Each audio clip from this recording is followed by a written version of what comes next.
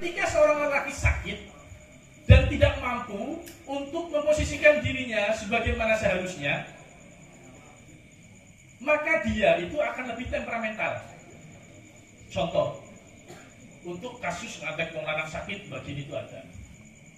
Untuk seorang lelaki yang ditinggal istrinya ke luar negeri banyak. Biasanya seorang lelaki ketika ditinggal istrinya ke luar negeri untuk mencari uang, merenggut haknya atau mengambil peranan sebagai tulang punggung, maka yang akan terjadi adalah sikap suami akan menjadi temperamental, gampang marah, gampang curiga, menjadi lebih posesif kepada istrinya. Karena apa?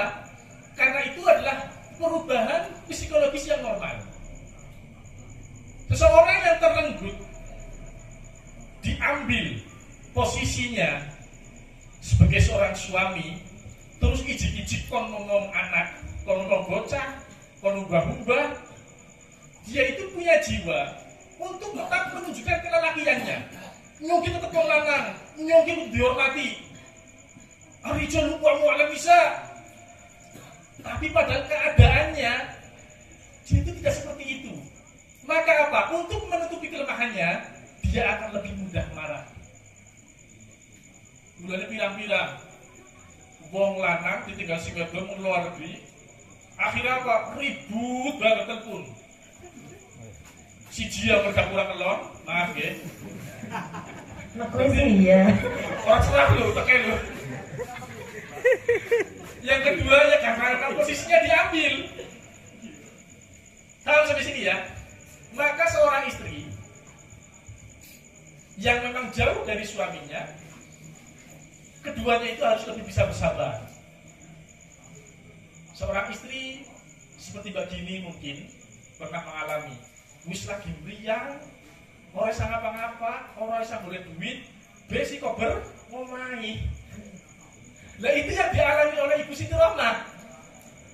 Bahkan dalam Al-Quran diceritakan ketika Nabi Ayub alaihissalam sembuh dari sakitnya dan dia bisa bangun, kemudian dia mencari keberadaan istrinya, itu tidak ada ternyata. Di bojoku ngendi? Aku tani, aku menyat, aku ismari, tapi nang omahku kok langka sing wadon. Padahal 18 tahun istrinya itu selalu mendampinginya, mencari uang untuk dirinya. Tapi apa yang dilakukan oleh Nabi Ayub? Sholat itu adalah bentuk komitmen kita kepada Allah. Makna sholat itu adalah komitmen, bukan sekedar doa. Karena apa? Dalam ayat Al-Quran disebutkan, Innallaha wa malaikatahu yusallu 'alan nabi. Sesungguhnya Allah dan para malaikat-malaikat Allah, mereka bersolawat bernabi. Kemudian jika solawat atau sholat dalam hal tersebut kita maknai hanya sebagai doa, masa Allah doa pada siapa? Paham ya? Maka hal yang lebih universal secara makna, sholat itu bermakna komitmen, di mana Allah punya komitmen dengan baginda Nabi. Allah sebagai penjaganya, Allah sebagai pelipurnya, pengayom, pendidik dan lain sebagainya. Begitu juga kita sebagai seorang ayah, kita punya komitmen dengan anak kita, kita punya komitmen dengan istri kita punya komitmen dengan kita, ibu punya komitmen dengan anak. Faham makna komitmen tersebut, maka kita akan paham dengan makna sholat. Dan hal yang terpenting lagi, kenapa sholat itu begitu penting? Karena sholat itu adalah rangkuman dari rukun Islam yang 5. Kita punya 5 pilar yang disebutkan oleh baginda Nabi SAW. Bunyan Islam alal khamsin, bahwa Islam itu dibangun atas 5 pilar. Yang pertama adalah syahadati an la ilaha illallah wa asyhadu anna Muhammadar Rasulullah.